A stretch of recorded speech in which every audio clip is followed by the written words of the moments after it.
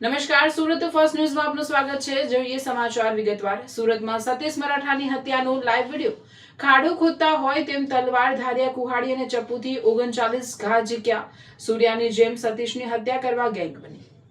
સુરતમાં ભેસ્તાન ભીમનગર સરસ્વતી આવાસ મંદિર પાસે 5 ઓગસ્ટને બુધવારે બપોરે માથાભારે સતીશ ઉર્ફ સતીશ મરાઠાની સરા જાહેર હત્યા કરાઈ।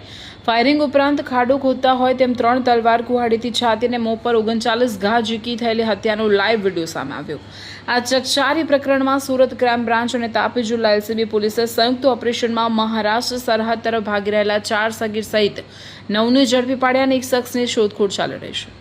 બુધવારે સાંજે કુખ્યાત સતીશ મરાઠા યુવતી સાથે સ્વિફ્ટ કારમાં ભેસ્તાન સરસ્વતી આવાસ પાસેથી પસાર થઈ રહ્યો હતો। એ વખતે અગાઉથી વોચ કરી રહેલા કાયદાના સંઘર્ષમાં આવેલા સગીરોએ બાઇક પર આવી તેની કારનો ડ્રાઈવર સાઈડનો કાચ તોડી નાખ્યો। સતીશ ગુસ્સામાં કારની બહાર નીકળતા જ આસપાસ છુપાયેલા આરોપીઓએ તેને ચારે તરફથી ઘેરી લીધો। તલવાર, ધારિયા, કુહાડી અને ચપ્પુ વડે ઉપરા છપરી ઘા ઝીકી દીધા। સતીશે ભાગવાનો પ્રયાસ કરતા તેને ફાયરિંગ કરી ત્યાંનો ત્યાં જ પતાવી દેવાયો। ગેંગવોરમાં જૂની વેરઝેર પાછળ હત્યાકાંડને અંજામ આપ્યો હતો। ફેબ્રુઆરીમાં ગોડાદરા ખાતે ગણેશ ખૂટિયા ઉર્ફે કાલુ માલ્યા પર થયેલા હુમલામાં કેતન ઉર્ફે સની સિરસાઠ અને રાહુલ દુબે સહિત આરોપીઓ લાજપુર જેલમાં ગયા હતા।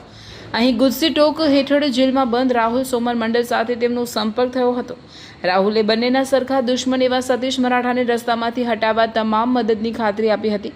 1.5 મહિના પહેલા ગોડાદરા બ્રિજ નીચે સતીશ પર મરચાની ભૂકી નાખી હુમલો કરાયો, પરંતુ તે બચી ગયો। જસ્ટિન પર પણ સતીશ મરાઠાએ અગાઉ હુમલો કર્યો હતો।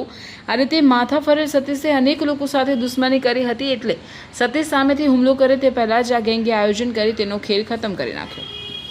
પોલીસે આ ગુનામાં 9ને ઝડપી પાડ્યા છે, જે પૈકી 5 હત્યારા હાલ 5 દિવસના રિમાન્ડ હેઠળ છે, જ્યારે હત્યાના કાવતરાના મુખ્ય સૂત્રધાર રાહુલ મંડલનો ભેસ્તાન પોલીસ આગામી દિવસોમાં જેલમાંથી કબજો મેળવશે। ઉપરાંત આ ગુનામાં સંડોવાયેલો વધુ એક સાગરીત રિંકુ હજુ ફરાર હોય તેને પકડી પાડવા માટે પણ પોલીસ તપાસ કરી રહી છે। સતીશ મરાઠા અને જેલમાં બંધ રાહુલ મંડલ વચ્ચે દારૂના સ્ટેન્ડ ચલાવવા બાબતે લાંબા સમયથી વિવાદ હતો। હત્યામાં કોણ કોણ સામેલ તો કે કેતન ઉર્ફે સુન્ની સિરસાઠ, રાહુલ ઉર્ફે બટકુ, કરણ ઉર્ફે પુદુલ હીરામણી દુબે, અજીત ઉર્ફે જસ્ટિન ગોસ્વામી, આકાશ બટકુ, રાહુલ મંડલ જેલમાં, રિંકુ ફરાર, 4 સગીર।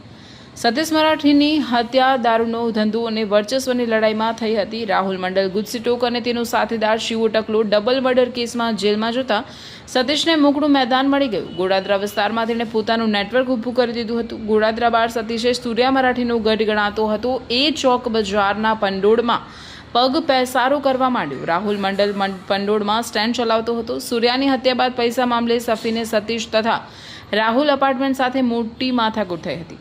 આ સ્થિતિમાં સતીશ વેડ રોડ ઉપર પગ જમાવે તો ફરી સૂર્યા મરાઠી જેવો માહોલ ઊભી કરી દે એમ હતો।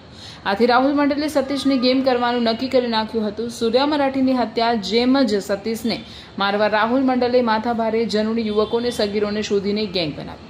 સતીશ મરાઠીની હત્યાના 2 પ્રયાસ નિષ્ફળ ગયા બાદ રાહુલ મંડલે આ વખતે ફૂલ પ્રૂફ પ્લાન બનાવ્યો। અગાઉ કેતન ઉર્ફે સન્ની તથા રાહુલ બટકુ લાજપુર જેલમાં રાહુલ મંડળને મળવા પણ ગયા હતા। એ સમયે તેણે જનુની યુવકો તથા તરુણોને ભેગા કરી પિસ્તલ, તમંચા સાથે ધારદાર હથિયારોની પણ સગવડ કરવા વિશેષ સૂચના આપી હતી।